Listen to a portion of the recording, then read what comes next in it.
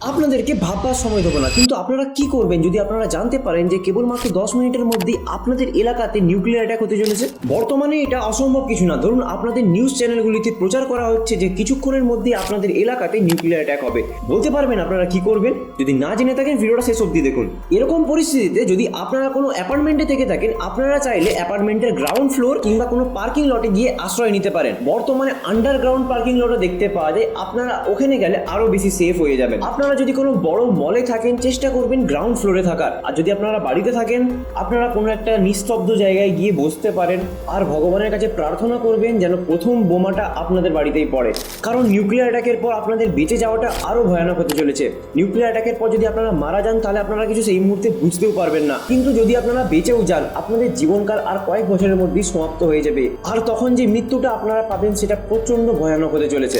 কারণ নিউক্লিয়ার অ্যাটাকের যে রেডিয়েশন সেটা গ্রাউন্ড সারফেসে কয়েক বছর অবধি থাকতে পারে। আপনারা এরকম সিচুয়েশনে পড়লে কি করবেন? কমেন্ট করে জানান।